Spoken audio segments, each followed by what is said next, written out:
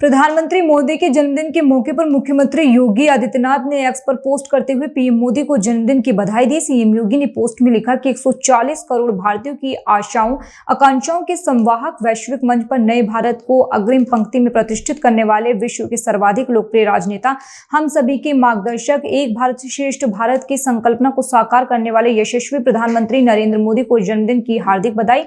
राष्ट्र सर्वोपरि और लोक कल्याण की भावना को जीवन साधना में उतारने वाले आपके अप्रीतम पुरुषार्थ, संवेदनशील नेतृत्व और अखंड कर्मनिष्ठा ने नए भारत को आशा, आत्मविश्वास और आत्मनिर्भरता की नई ऊंचाइयों पर पहुंचाया है। 25 करोड़ प्रदेशवासियों की ओर से प्रभु श्री राम से प्रार्थना है कि आपको उत्तम स्वास्थ्य, दीर्घायु जीवन प्रदान करे, जिससे राष्ट्र को आपका सशक्त नेतृत्व और हम सभी को आपका मार्गदर्शन प्राप्त हो सके। प्रधानमंत्री मोदी के जन्मदिन पर उत्तराखंड के मुख्यमंत्री पुष्कर सिंह धामी ने भी उन्हें जन्मदिन की बधाई देते हुए अपने एक्स हैंडल पर पोस्ट किया। सीएम धामी ने पीएम मोदी के दीर्घायु, उत्तम स्वास्थ्य और मंगलमय जीवन की कामना की। खबर हरिद्वार से है, जहां आर्टिफिशियल इंटेलिजेंस तकनीक को लेकर हरिद्वार स्थित देव संस्कृत यूनिवर्सिटी में इंटरनेशनल समिट का आयोजन हुआ। समिट में लोकसभा स्पीकर ओम बिरला, उत्तराखंड के मुख्यमंत्री पुष्कर सिंह धामी और देश विदेश से एआई के तमाम विशेषज्ञों ने शिरकत की। इस कार्यशाला में एआई की आवश्यकता और उसकी चुनौती पर विशेषज्ञों ने अपने विचार रखे। मुख्यमंत्री पुष्कर सिंह धामी ने इस समिट को मौजूदा समय के लिए काफी महत्वपूर्ण बताया। उन्होंने कहा कि यहाँ जो भी मंथन होगा वो आने वाले समय में देश और दुनिया के लिए बहुत उपयोगी साबित होगा। सभी विश्व के विद्वानों का, इस विषय के विशेषज्ञों का यहाँ पर बहुत ही बड़ा एक चिंतन मंथन, कॉन्क्लेव का यहाँ पर सम्मेलन का आयोजन किया गया। निश्चित रूप से आज जिस प्रकार की चुनौतियाँ हैं और आर्टिफिशियल इंटेलिजेंस आज हर क्षेत्र में जिस प्रकार से प्रभावी हो गई है, जरूरत बन गई है, निश्चित रूप से इस प्रकार के सम्मेलनों से आने वाले समय के लिए और मार्ग प्रशस्त होगा और जो यहाँ चिंतन मंथन होगा वो देश और दुनिया के लिए बहुत ही उपयोगी साबित होगा। खबर गाजियाबाद से है, जहां कौशाम्बी स्थित यशोदा अस्पताल से हरियाणवी अभिनेता उत्तर कुमार को स्वास्थ्य ठीक होने के बाद बाहर निकाला गया। खराब स्वास्थ्य को लेकर यशोदा अस्पताल में कराया गया था भर्ती। अब उन्हें जिला एमएमजी अस्पताल में मेडिकल जांच के लिए ले जाया गया। मेडिकल के बाद उत्तर कुमार को सीधे डासना जेल भेजा जाएगा। रेप केस मामले में उत्तर कुमार इस वक्त पुलिस जांच के घेरे में है।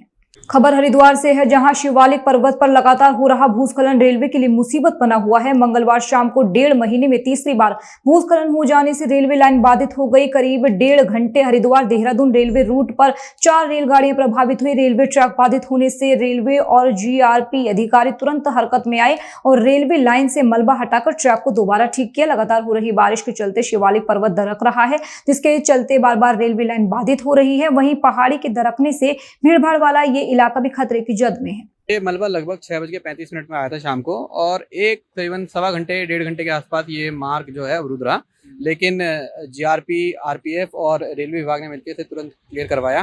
1.5 घंटे के अंदर क्लियर कराया और अब मार्ग पूरी तरह खुल चुका है। इसके बाद से यहाँ पे 2 ट्रेनें भी जा चुकी हैं, जनशताब्दी एक्सप्रेस और उदयपुर सिटी एक्सप्रेस, वो भी क्लियर हो चुकी है। नहीं, देखिए, इस मलबे से जान माल को कोई हानि नहीं हुई है। हाँ, पर जो रेलवे का स्ट्रक्चर था वो बाधित हुआ है और पिछली बार भी मलबा गिरा था, उससे भी जो हमारा जो डैमेज हुआ था उसको भी हम लोग रिपेयर कर रहे हैं। इसको भी रिपेयर करेंगे, कोशिश करेंगे जल्द से जल्द रिपेयर हो जाए, ताकि भविष्य में अगर इस तरह का कोई मलबा आता है तो कोई जान मान को हानि ना हो।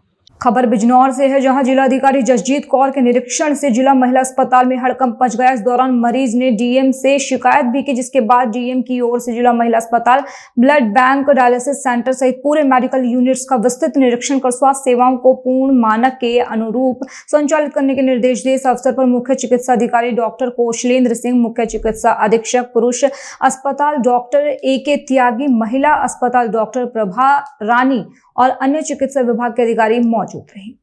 डिस्ट्रिक्ट हॉस्पिटल में आज जो ब्लड बैंक है उसका निरीक्षण किया गया, साथ ही डायलिसिस सेंटर का भी मैंने निरीक्षण जो है आज रखा था। मेरे साथ CMO प्रिंसिपल मैडम और यहाँ पर जो CMS है वो लोग हैं और सारी की सारी हमारी मेडिकल की टीम है। दरअसल डायलिसिस सेंटर में पहले कुछ शिकायतें रही हैं, कुछ पेशेंट्स की डेथ भी हुई थी, जिसमें विस्तृत जाँच करके आगे शासन को भी भेजा गया था। तो कुछ सुधार हम लोगों ने रेकमेंड किए थे कि ये कंपनी जो है अपने MOU की जो टर्म्स हैं उसको पूरा करे। तो उस एमओयू की टर्म्स के हिसाब से इन्होंने क्या अनुपालन किया है उसका निरीक्षण करने आएंगे। तो पहले से डेफिनेटली सुधार है। इन्होंने फुल टाइम डॉक्टर ने यहाँ पर नियुक्त किया है और हमारे वार्ड बॉयज और नर्सेज की संख्या जो इनका अनुबंध था उस हिसाब से इनकी बढ़ाई है संख्या। साफ सफाई का बहुत ज़्यादा प्रॉब्लम थी, इसमें भी सुधार हुआ है, परंतु एक बार निरीक्षण करके मैंने कुछ और अतिरिक्त इंस्ट्रक्शंस दी हैं जहाँ पे और बेहतर कर सकते हैं उसके अनुपालन के लिए। साथ ही साथ जो ब्लड बैंक है वहाँ पे निरीक्षण किया था। ब्लड बैंक पे निरीक्षण करने का कारण ये है कि हम थैलेसीमिया युक्त जो पेशेंट्स हैं उनके बारे में हम लोग एक अभियान फॉर्म में टेकअप कर रहे हैं। कुछ यहाँ शिकायतें थी कि थैलेसीमिया वाले जो पेशेंट हैं उनको ब्लड मिलने में दिक्कत हो रही है, मेडिसिन मिलने में दिक्कत हो रही है, तो उसको हम लोगों ने टेकअप किया है। उसी संबंध में आज ब्लड बैंक में निरीक्षण किया था कि वहाँ क्या स्थिति है, कैसे ब्लड डोनेट होता है, कैसे उसको प्रिजर्व करते हैं, क्या स्टॉक है, क्या अटेंडेंस की स्थिति है, उसको देखा। खबर रामपुर से है, जहां नई दिल्ली में मौजूदा साइबर अपराध समन्वय केंद्र और लखनऊ स्थित साइबर क्राइम मुख्यालय से कुछ लोगों के द्वारा फर्जी सिम के आधार पर ठगी किए जाने का इनपुट रामपुर पुलिस को मिला। इसमें एसपी विद्यासागर मिश्रा के नेतृत्व में रामपुर के ही साइबर क्राइम थाना पुलिस ने आरोपियों की तलाश शुरू कर दी, जिसके बाद बड़ी सफलता हासिल करते हुए पुलिस ने एशियाई देश कंबोडिया में मोबाइल सिमों को गड़बड़ झाला फैलाकर इस्तेमाल करके ठगी करने वाले गैंग के 5 लोगों को गिरफ्तार किया। साइबर क्राइम थाना पुलिस ने गिरफ्तार अभियुक्तों के कब्जे से मोबाइल फोन, जाली Aadhaar card, printer, scanner, colour print, laptop सहित 1000 सिम बरामद की। देखिए, ऐसा है कि I4C के माध्यम से थाना साइबर थाने को ये सूचना प्राप्त हुई थी कि यहाँ पे कुछ POS के माध्यम से फर्जी नाम पते पर सिम बेचे जा रहे हैं और उन सिम का प्रयोग करके कंबोडिया लोगों को ले जाया जा रहा है और वहाँ से कॉल्स करके लोगों को झांसे में लेकर के साइबर क्राइम किया जा रहा है। इस सूचना के आधार पर विस्तृत जांच की गई। जांच के उपरांत साइबर थाने पर अभियोग पंजीकृत किया गया। इसकी विवेचना की गई। विवेचना के क्रम में आज 5 अभियुक्तों को गिरफ्तार किया गया है। विस्तृत पूछताछ की गई तो पूछताछ में ये ज्ञात हुआ कि विभिन्न POS की ID ले करके और इन लोगों ने करीब 1000 से ज़्यादा सिम इन लोगों ने फर्जी नाम पते से जारी करवाए थे और उन सिम का प्रयोग करके कंबोडिया से कॉल्स की गई और कॉल्स करके बड़े पैमाने पर ठगी की गई। इस पूरे जांच में अभी तक जो तथ्य प्रकाश में आए हैं उनमें करीब 2.25 करोड़ रुपए की धनराशि फ्रॉड की गई है। अभी भी विस्तृत जांच की जा रही है। जांच में और भी तथ्य प्रकाश में आएंगे, उनके आधार पर कार्रवाई की जाएगी। इन सभी लोगों के कब्जे से फर्जी आधार कार्ड, फर्जी फॉर्म्स, इसके अतिरिक्त सिम के रैपर्स, सिम आदि बरामद किए गए हैं। फिंगरप्रिंट स्कैनर्स आदि बरामद किए गए हैं। विस्तृत पूछताछ की गई है और भी जांच जारी है। जांच में और भी तथ्य जो प्रकाश में आएंगे उनके आधार पर कार्रवाई की जाएगी।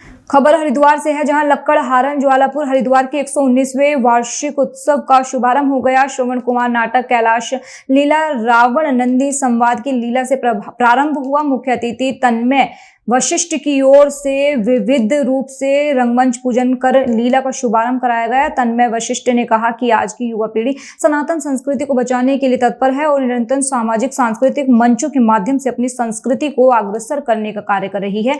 रामलीला में भी युवा वर्ग अपनी कला के माध्यम से रामलीलाओं में जनमानस तथा रामचंद्र के आदर्शों को मनोरंजन के माध्यम से जन जन तक पहुंचाने का कार्य कर रहा है।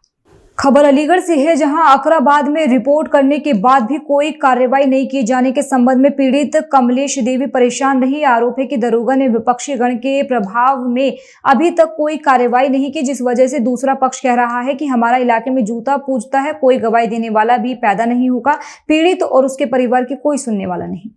मैं यहाँ पे एप्लीकेशन देने आई हूँ, मतलब घर पे लोग चढ़ के गए हैं। मेरे पति जी ने उनसे उधारी के पैसे मांगे। पहले फोन पे गाड़ी कितने पैसे थे ऐसे ही 50,000 रुपए थे। अच्छा। तो पहले पैसे मांगे, फोन पे धमकी दी है। फोन पे धमकी दे के आगे घर पे चढ़ाई की है। घर पे चढ़ाई आकर के वहाँ पे इतनी गाड़ी के लॉस दी है। और ये मेरी सास है, इतनी एजेड है, इतनी बुजुर्ग है, इनके साथ इतनी हमारे सामने इतनी बदतमीजी की है कि हम बता नहीं सकते हैं। इतनी बदतमीजी की है कि मतलब उन लोगों ने इतनी सीमा पार कर दी कि मतलब ये बुजुर्ग हैं कि हम लेडीज खड़े हैं कि हमारे सामने कैसी गाली गलौज देनी चाहिए, क्या नहीं कहना चाहिए, क्या नहीं कहना चाहिए। ऐसे अंत शब्दों का प्रयोग किया है कि टांग पर टांग धर के चीज देखे। मैंने हाथ भी जोड़े हैं, मैंने हर तरीके से कौन लोग हैं ये गाँव के दबंग लोग हैं। और क्या उनका रिकॉर्ड छान के देखो। और क्या नाम है इन लोगों का? नरेश ठाकुर, कपिल, राजा के और उनके वहाँ पे पिस्टल लगी थी। मैंने खुद देखा था अपनी आंखों से, उनकी पिस्टल लगी थी। मतलब हम लोग इतने डरे हुए थे कि हमने 112 नंबर पर कॉल भी नहीं की, इतने धमका रखे थे घर में बैठ आज कर आप के। कप्तान ऑफिस आई हो, क्या आश्वासन मिला है? अनुशासन दिया, अग्रवाल जाने को कहा है। खाने के लिए बोला है? हाँ। खबर प्रतापगढ़ से है, जहां तेज रफ्तार कार ने सड़क किनारे दुकान के पास खड़े कई लोगों को एक साथ रौंद दिया। सीसीटीवी कैमरे में कैद हुई विचलित कर देने वाली हादसे की करतूत। हादसे ने मधु प्रकाश सोनकर समेत 3 मौत, एक की हालत नाजुक। घटना के बाद अफरा तफरी मच गई। अन्य घायलों को किया गया सीएचसी कालाकांकर में भर्ती। घटना के बाद बाजार वासियों में जमकर आक्रोश देखा गया। सूचना के बाद पहुंची पुलिस मामले की जांच पड़ताल में जुटी है। मनिकपुर थाना क्षेत्र के स्थानीय कस्बे का है पूरा मामला। दिनांक 16/9/2025 को थाना मानिकपुर क्षेत्र अंतर्गत कस्बा मानिकपुर में एक स्विफ्ट डिजायर कार दुर्घटनाग्रस्त हो गई। इस दौरान 4 लोग गंभीर रूप से घायल हो गए, जिनको बेहतर इलाज हेतु सीएचसी कालाकांकर तथा वहां से कुछ लोगों को एम्स रायबरेली रिफर किया गया। दौरान इलाज 3 लोगों की मृत्यु हो गई। मृतक के परिवारजनों को सूचित कर दिया गया है।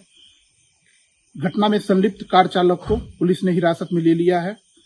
इस संबंध में शीघ्र ही अभियोग पंजीकृत कर अग्रिम विधिक कार्रवाई अमल में लाई जाएगी।